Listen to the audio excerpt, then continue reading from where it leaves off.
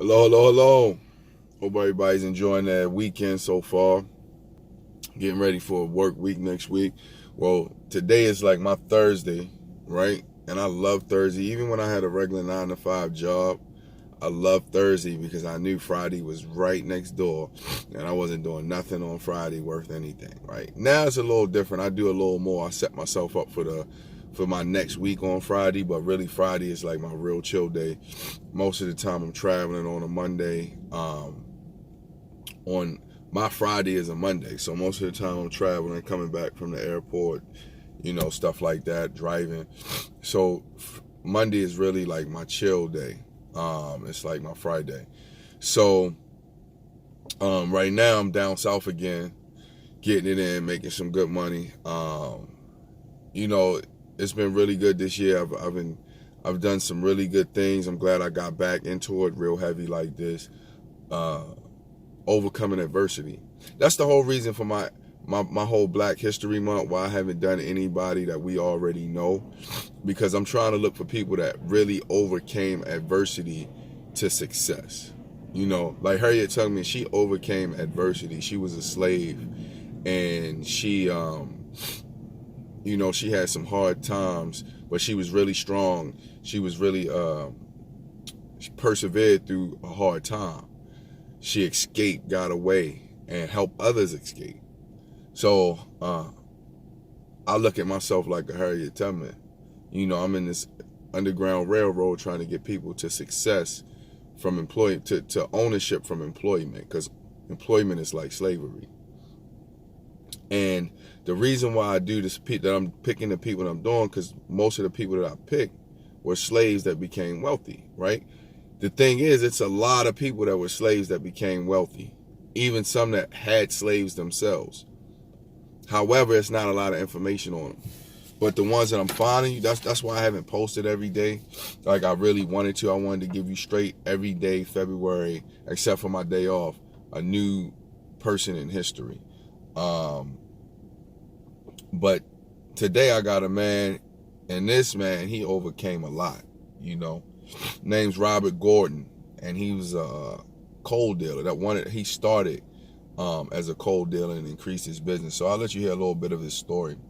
Gordan's story is a common one for free blacks in Cincinnati. He began as a slave. His master, described as a Virginia coal merchant and a yachtsman, put Gordan in charge of the coal yard. He allowed the slave to have the slack, the coal dust that covered everything in the yard. So what I read, Gordan convinced him to let him have the slack left over, what was there. His master didn't think anything of it because it was nothing, but Gordan figured out a way to refine it and sell it back to people. So he sold his product and saved. He bargained with his master to buy his freedom in 1846 and set off for the free states. So this lets you know that you can't, even during slavery, when it was slavery, you could become free.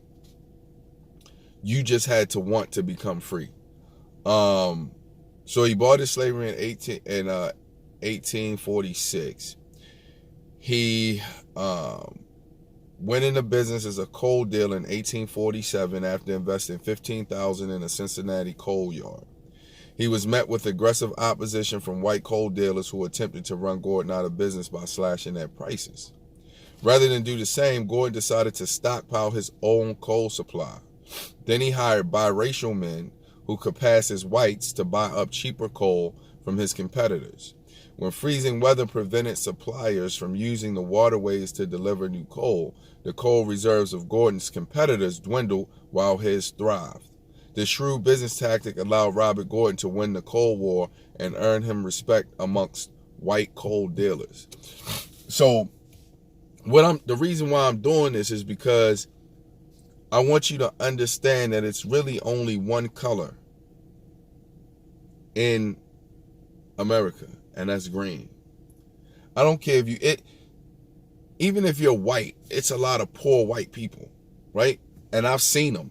I've been to these states and seen poor white people, right? Poor people are poor people all over the country, black, white, Hispanic, Asian, whatever. If you're poor, right? But if you create wealth, they turn the tables for you. you become different because our society is built on capitalism.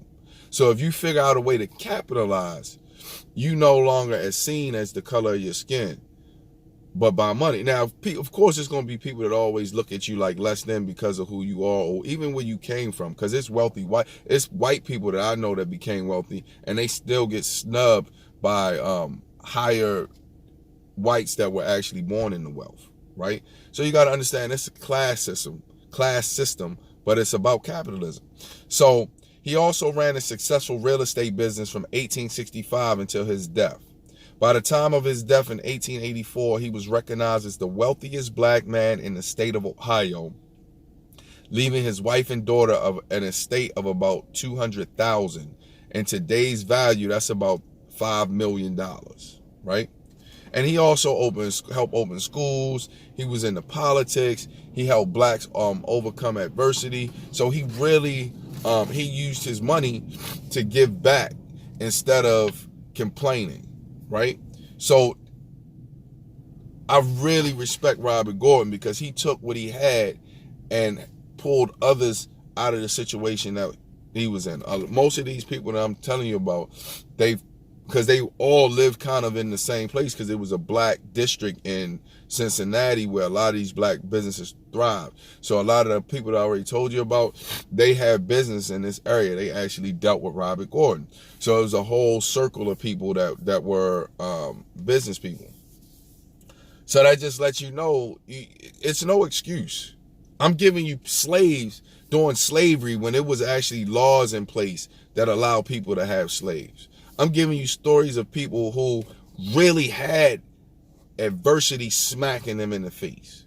I'm not talking about like it is right now where it's like, oh, I don't want to leave where I grew up at because this is my hood. And if I leave my hood, I don't know what I'll do, right?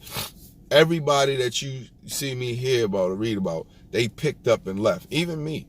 I picked up and left where I was from because I realized that it was nothing there for me positive that I could do to change my circumstances, right? If you want to change your circumstances, you got to get up, go somewhere else and create it. It's not going to find you. Opportunity does not just find, some people call it luck, but it's no such thing as luck. It's no such thing as I'm going to get lucky, right? It's where readiness meets preparation. You prepared for an opportunity. And when preparation and opportunity meet, that's when success happens. There's no such thing as luck, right? None of these people got lucky. They all had a vision, an idea, a plan, and they worked that plan and made the plan work for them. So like I always say, if you work the work will work. Let me say it again. If you work the work will work, right? Meaning, if you create a plan and work the plan is going to work. There's no other way around it. You may fall into some obstacles like he fell into obstacles, like they tried to shut him out of his coal business. I've ran into obstacles in my business. I haven't met a successful business person that haven't ran into some sort of obstacles. But when you have proper planning, you don't worry about that. I'm telling you, start looking these people up that I'm giving you. Try to research more information and use them as a way, as a tool, to make you want to be successful, to let you know that you don't have to be a slave. Even during the time of slavery, you didn't have to be a slave. That's why I like when Kanye said, at a certain point, slavery became a choice. You look at I watched the Harriet Tubman movie. Look at how many of those people were afraid to leave. They rather stay slaves instead of risking their freedom and taking death. I'd rather take death than be a slave. I'd rather take death than have to slave and just barely get by. Because in a place, and that's why so many people come to the United States, because it's the land of opportunity. It's the land of freedom. It's the land of capitalism, right? So don't hate the wealthy. Don't hate wealthy people because they capitalize or somebody in their family capitalize. So think about it like you do all you could do right now, spend all your money sending your kids into school is for what? So they can be successful. But why not create success and hand success down to them? Teach them how to maneuver to success, and then continue to success, creating a legacy. It's time we start creating legacies. I don't care what color you are, black, white, green, brown, red, purple. If you're not successful, it's time to start creating a legacy of success. And that's not working a 9-to-5 for somebody else. If it was up to me, everybody would be self-employed, because it forces you to work hard. Employees really don't work that hard. They just go to work. Being self-employed, you really have to work hard, because as a self-employed person, you have the opportunity to lay in the bed in the morning and say, I'm not going to do this today. Right? It ain't no, I got to call into my boss. You are your boss. So it's a lot harder to discipline yourself. But once you become disciplined and you got a plan, success is guaranteed. I don't care. I will guarantee you success. I can guarantee you success. I think I'm the only one out here that's going to put a guarantee on becoming successful if you create a plan, smart plan. Smart, specific, measurable, achievable, realistic, and timed. Smart plan. Guarantee success. I'm going to see you tomorrow.